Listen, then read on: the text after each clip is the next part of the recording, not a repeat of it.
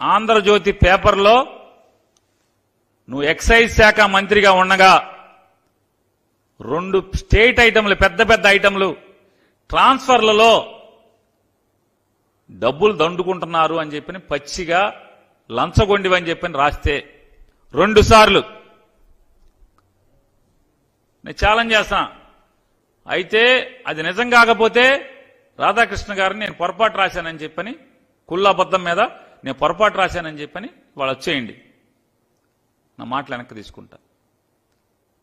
చివరికి నీ లంచగొండితనం భరించలేక చంద్రబాబు నాయుడు కూడా లంచగొండితనం భరించలేక మంత్రి పీకేస్తానంటే కాళ్ల మీద పడి బోరు బోరుని ఏడిస్తే కదా చివరికి ఎటువంటి ఫైల్స్ రానటువంటి న్యాయశాఖ ఫైల్స్ అన్ని జడ్జి గారులే చూసుకుంటారు. న్యాయశాఖ, యువజన సర్వీసులు, స్పోర్ట్స్, ఎక్సైజ్ మంత్రి పీకి ఇచ్చింది నిజమా కాదా? ఎటువంటి ఫైల్స్, డబ్బు ఫైల్స్ ఏది కూడా రానటువంటి కాళ్ల మీద పడితే కదా న్యాయశాఖను, స్పోర్ట్స్ను ఎన్ని ఇచ్చింది? ఈ భాగవతం ఎవరికి తెలియదు? మీరు నా గురించి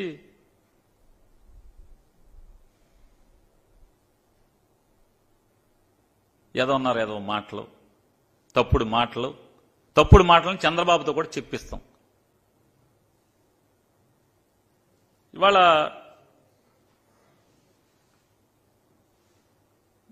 నేను ఒకటే మళ్ళీ చంద్రబాబు నాయుడు గారిని కూడా ఛాలెంజ్ చేస్తున్నా.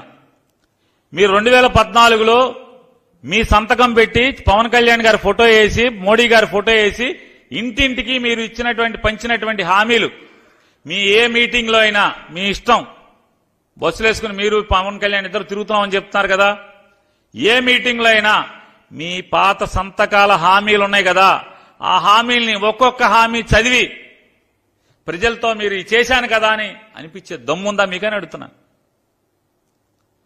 2014లో మీరు ఏదైతే హామీలు సంతకాలు పెట్టి మీ ఫోటో, ఎన్టీ రామారావు గారి ఫోటో, మోడీ గారి ఫోటో, పవన్ కళ్యాణ్ గారి ఫోటో వేసి కింద సంతకం పెట్టి మీరు ఇంటింటికి పంచినటువంటి ఆ హామీలు ఒక్కొక్కటి ఇవాళ మీటింగ్ లో చదివి నేను హామీ అమలు చేశాను కదా అని చెప్పే దమ్ముందా అని మిమ్మల్ని అడుగుతున్నాను. ఇవాళ మళ్ళీ బందరకంట ఏదో చేస్తారంట. మీరేం చెయ్యక్కర్లేదు నాయన చంద్రబాబు నాయుడు గారు, మా ఊరికి మీరు ద్రోహం చేశారు, మా కొల్లాబద్ధమును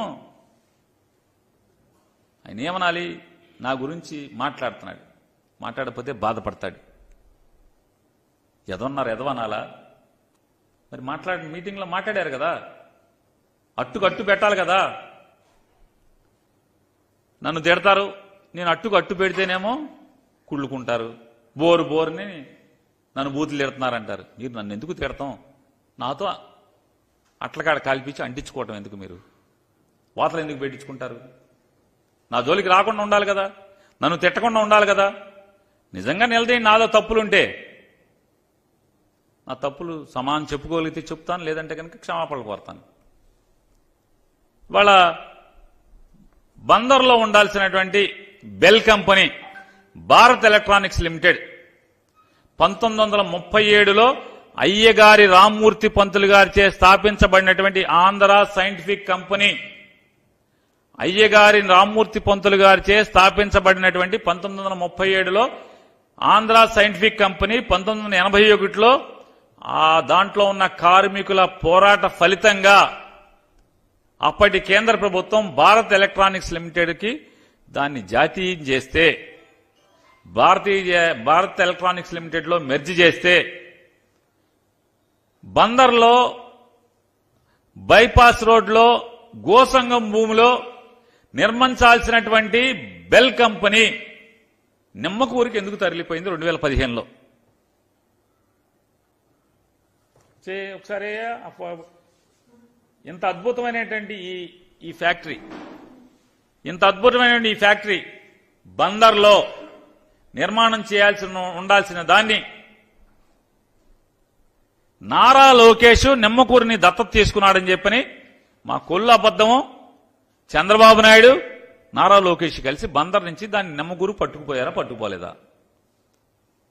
1937 నుంచి 2015 దాకా బందర్లో నడుస్తున్నటువంటి BEL company, Bharat Electronics Limited company నిమ్మకూరికి ఎలా తరలిపోయింది?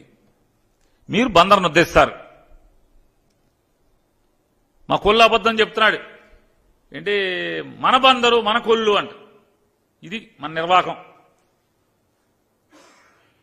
నాడు అయ్యగారు రామ్మూర్తి పంతులు గారు పాపం ఎంత కష్టపడి ఆ ఫ్యాక్టరీని పెడితే దాన్ని 1980లో కార్మికులు అనేక నెలల పాటు ఉద్యోగాలను కూడా త్యాగం చేసి పోరాటం చేస్తే ఆ కార్మికులు సాధించుకున్నటువంటి బెల్ కంపెనీ ఎందుకు తరలిపోయింది నిమ్మకూరు?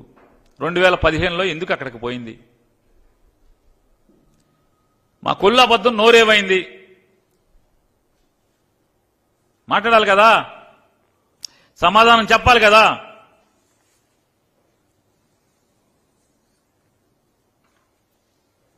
ఇవాళ పవన్ కళ్యాణ్ గారు కూడా నా గురించి మాట్లాడారు. ఆయన